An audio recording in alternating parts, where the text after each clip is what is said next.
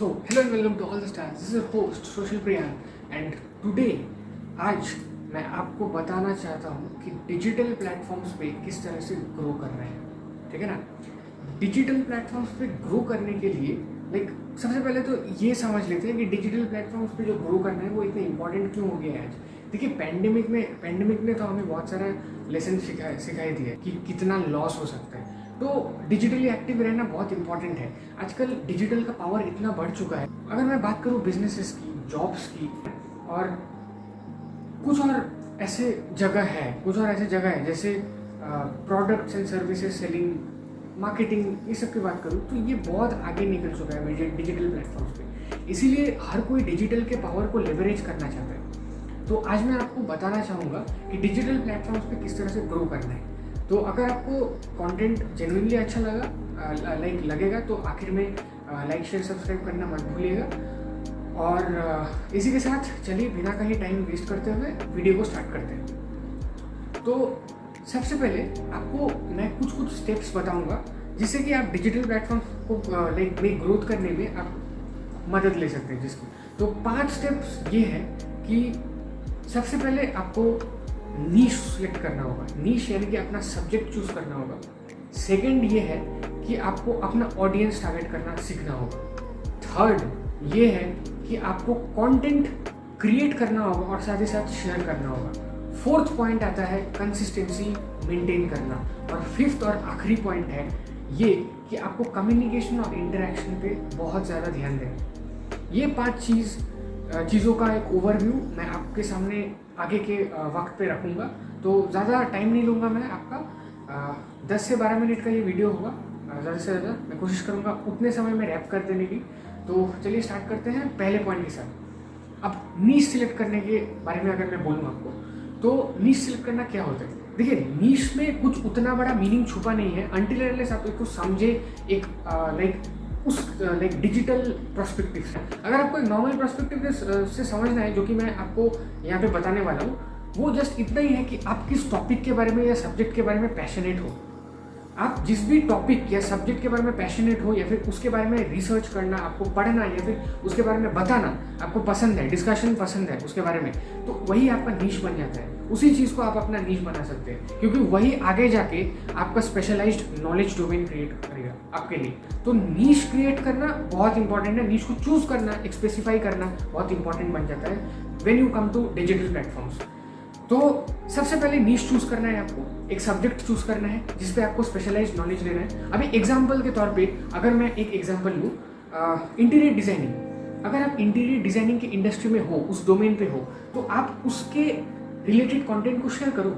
उसके related content को उसके रिलेटेड चीज़ों को ऑडियंस तक पहुँचाओ, ऑडियंस को वैल्यू दो, ठीक है। ऑडियंस को जब आप वैल्यू दोगे आप ट्रस्ट बिल्ड करोगे। खैर उसके बाद में हम बाद में बात करेंगे, लेकिन अभी के लिए आप समझ लो कि इस प्रकार से आपको नीश को चूज करना है, अपने सब्जेक्ट को चूज करना है। तो दूसरे पॉइंट पे अगर हम आए, ऑडियंस को टारगेट करना। देखिए ऑडियंस को टारगेट करना बहुत इंपॉर्टेंट है when it comes to digital platforms. Because अगर आपने ऑडियंस को स्पेसिफाई कर लिया, टारगेट कर लिया, तो आप बहुत एक्सटेंड तक ग्रो कर सकते हैं इस प्लेटफॉर्म पे, डिजिटल चैनल्स पे। क्योंकि अगर आप देखिए आपको रिलेवेंसी चाहिए, तो मैं एग्जांपल के तौर पर इसके एग्जांपल के तौर पर ये बोलना चाहूँगा, अगर आपका नीश है बेबी प्रोडक्ट्स, ठीक है, आप 65 साल मतलब 65 साल के किसी भी इंसान को तो आप प्रोडक्ट नहीं दिखा सकते ना, ठीक है। वो तो कोई सेंस ही नहीं बनाता, वो रिलेवेंसी नहीं है। तो आप अगर आप उस तरह से ग्रोथ करने की कोशिश करते हैं तो आपका ग्रोथ होगा नहीं, क्योंकि आपने ऑडियंस को गलत तरीके से टारगेट किया है। ऑडियंस को स्पेसिफाई करना आपको सीखना पड़ेगा, आपको आना पड़ेगा। और किसे इंक्लूड करना है, किसे एक्सक्लूड करना है, वो भी आपको आना पड़ेगा। मैं इन सभी चीज़ों के बारे में एक डिटेल्ड वीडियो, हर चीज़ों के बारे में एक सोशल मीडिया प्लेटफॉर्म, हर सोशल मीडिया प्लेटफॉर्म का डिटेल्ड वीडियो आपके साथ शेयर करूँगा, ठीक है, आने वाले दिनों में। अभी के लिए बस इसका ओवरव्यू समझ लेते हैं हम।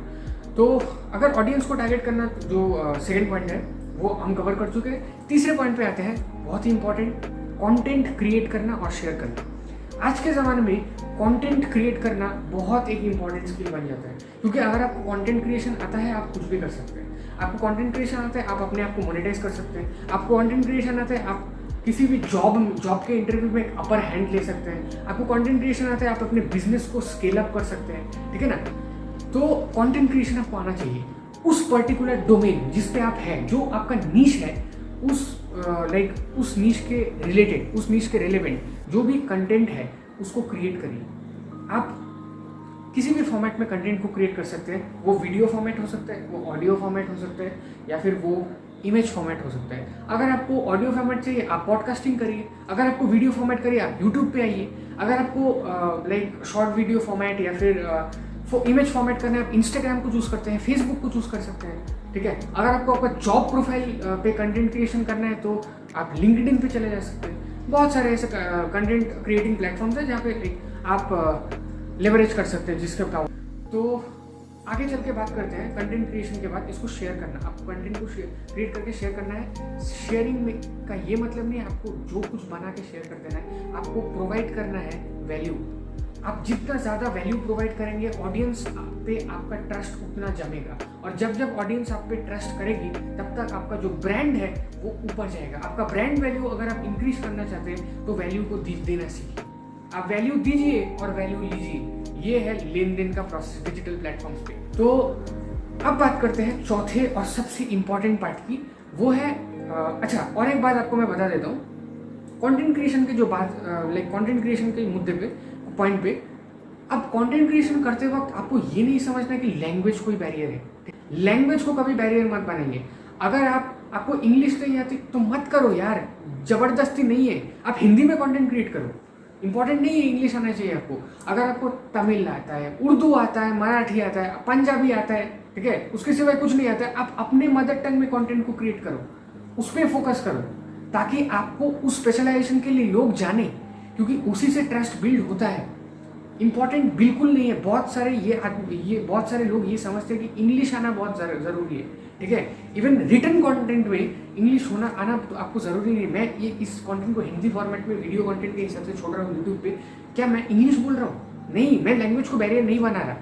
ये बहुत बड़ी गलती है लैंग्वेज को बैरियर बनाने। और अगर आप लैंग्वेज को बैरियर समझेंगे, ज़बरदस्ती दूसरे लैंग्वेज पे स्किप करेंगे तो आपका कंटेंट खराब हो सकता है, ठीक है। एक बात हमेशा ध्यान रखिए, क्वांटिटी ऑफ कंटेंट पे डिपेंड नहीं करता आपका ब्रांडिंग, आपका digital growth. Quality of content पे मैटर करता है। सबसे ज़्यादा इंपॉर्टेंट है क्वालिटी ऑफ कंटेंट, ना कि क्वांटिटी ऑफ कंटेंट। तो बात करते हैं आगे के प्रोसेस पे जो मैंने कहा चौथा पॉइंट, वो है कंसिस्टेंसी। आप अगर एक बार डिजिटल चैनल या डिजिटल प्लेटफॉर्म पे आ गए तो कंसिस्टेंसी मेंटेन करना एक बहुत इंपॉर्टेंट बात हो जाता है, क्योंकि कंसिस्टेंसी अगर आप मेंटेन नहीं कर रहे तो आपके लिए दिक्कत की बात हो सकती है, क्योंकि ऑडियंस आप पे ट्रस्ट नहीं कर पाएगी। कंसिस्टेंसी जब आप बिल्ड करने की कोशिश करेंगे, ऑडियंस आप पे ट्रस्ट करेगी, और ऑडियंस का ट्रस्ट बिल्ड करने के बाद आप उसे लेवरेज कर सकते हैं। मैं आपको ये बता देना चाहता हूँ कि डिजिटल प्लेटफॉर्म्स पे लोग 4 पर्पस के लिए शिफ्ट होते हैं। पहला पर्पस आपका ये है कि आप अपने आप को मोनेटाइज करना चाहते हैं। दूसरा पर्पस आप बिजनेस करना चाहते हैं। तीसरा पर्पस आप जॉब के लिए आए हो। चौथा पर्पस आप अपना पर्सनल ब्रांडिंग क्रिएट करना चाहते हो, ठीक है ना। तो चारों पर्पस आपके तभी जाके सर्व होंगे जब आप कंसिस्टेंसी लाएंगे अपने बिहेवियर में। आपके नेचर में कंसिस्टेंसी होना चाहिए, आपके कंटेंट में कंसिस्टेंसी होना चाहिए। ये नहीं कि मैं 2 दिन बाद एक कंटेंट छोड़ूंगा, 3 दिन बाद फिर एक छोड़ूंगा, 1 महीने बाद छोड़ूंगा, फिर दूसरा वाला में भी मैं दूसरा वाला 3 दिन बाद छोड़ूंगा। इस तरह से मत करिए। एक पर्टिकुलर शेड्यूल फिक्स करिए। कंसिस्टेंसी और डेली कंटेंट में फ़र्क होता है। आपको कोई नहीं कह रहा है कि डेली कुछ ना कुछ करते रहिए। आपको काम करने के लिए भी वक्त चाहिए होता है। आपका कंटेंट पे काम करने के लिए, आइडियाज जनरेट करने के लिए भी वक्त चाहिए होता है। आप ऐसे भी कर सकते हैं कि आप 2 दिन के गैप पे कंटेंट को दे सकते हैं, और बाद में जब आप प्रोफेशनल लेवल पे, एक अच्छे लेवल पे पहुंच जाएंगे, जब आपके पास बहुत प्रैक्टिकल नॉलेज एंड एक्सपीरियंस होगा, तब आप जाके डेली कंटेंट शेयर कर सकते हैं, क्योंकि आपके पास आप एक टीम बना लेंगे। कंटेंट क्रिएशन और डिजिटल प्लेटफॉर्म आपको बहुत सारा पावर देता है नेटवर्क बनाने की, और नेटवर्क जब आपका बनता है तो ऑब्वियसली आपका काम आसान होता जाता है। आप दूसरों को भी हेल्प करते हैं ग्रो करने में, और साथ ही साथ खुद भी ग्रो करते हैं। इससे बहुत कुछ सीखने को मिलता है। तो ये था चौथा पॉइंट, जो कि है कंसिस्टेंसी। 5वां पॉइंट ये है, और सबसे इंपॉर्टेंट है, ये है कि कम्युनिकेशन एंड इंटरेक्शन। देखिए, कम्युनिकेशन एक आर्ट है, स्टोरी टेलिंग एक आर्ट है, आपको ये आना चाहिए, ठीक है। कम्युनिकेशन, अगर आप कम्युनिकेशन स्किल में वीक है तो कोई बात नहीं, आप शुरू तो करिए, इमेज कंटेंट से शुरू करिए। अगर आप कैमरा फेस करने में डर लगता है तो आप ऑडियो कंटेंट यानी कि पॉडकास्टिंग से शुरू करिए। अगर आप कैमरा नहीं फेस करना चाहते तो वीडियो क्रिएट करके वॉइस ओवर देके बनाइए, लेकिन आप स्टार्ट करिए। लेकिन आपका जो कम्युनिकेशन है, आप जो बिल्ड करना चाहते हैं डिजिटल ग्रोथ, वो आपका कम्युनिकेशन से आएगा। धीरे धीरे आप सीखते चले जाएंगे और साथ ही साथ अपने डिजिटल प्लेटफॉर्म्स को लेवरेज करते हुए इस पर ग्रो करना सीखेंगे।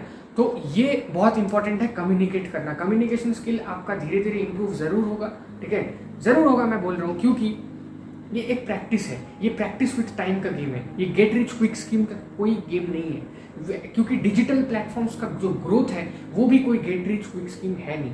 ये यहाँ पे ओवरनाइट सक्सेस के लिए आप नहीं मांग सकते। यहाँ पे आप डे डिमांड कर सकते हैं कि आपको एक रात में बहुत कुछ मिल जाएगा। आपको इसके लिए वेट करना होगा, आपको इसके लिए मेहनत करना पड़ेगा, कंसिस्टेंट रहना होगा और ऑडियंस को निरंतर वैल्यू प्रोवाइड करना है, ताकि जब भी वो आपके जो डोमेन है उस पर उनको डिफिकल्टी आए, वो आपके ऊपर आपके पास आए उस प्रॉब्लम को लेके, और ताकि आप उनके प्रॉब्लम को सॉल्व करें। इसी तरह से आप ट्रस्ट को बिल्ड कर सकते हैं, आपके रिलेशन को बिल्ड कर सकते हैं। दूसरी बात है जो मैंने कहा 5th पॉइंट में, वो है इंटरेक्शन। ऑडियंस के साथ इंटरेक्ट करना बहुत इंपॉर्टेंट है। जब तक आप ऑडियंस के फीडबैक को नहीं मांगेंगे, ऑडियंस के फीडबैक को नहीं सुनेंगे, आपको ऑडियंस का प्रोस्पेक्टिव समझ में नहीं आएगा।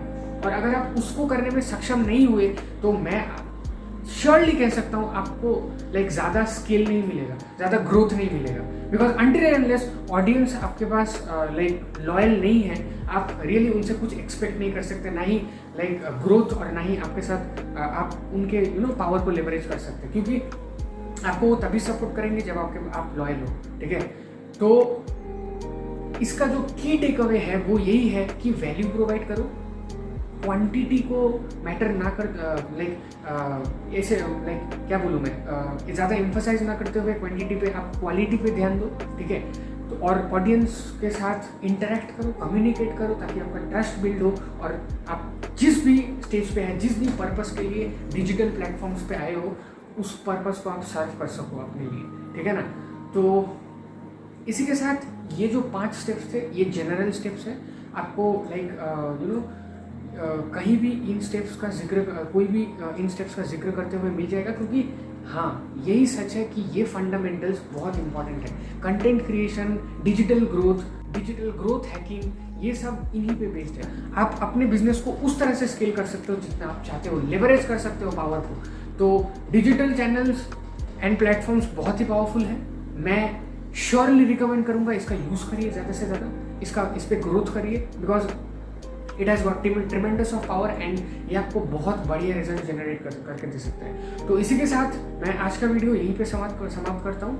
तो अगर आपको वीडियो पसंद आया हो, जेन्युइनली पसंद आया हो, तो 3 एक्शन जरूर लीजिएगा, लाइक, शेयर एंड सब्सक्राइब। और आप मुझे मेरी इंस्टाग्राम हैंडल यानी कि सोशल प्रियांक पे भी फॉलो कर सकते हैं। एंड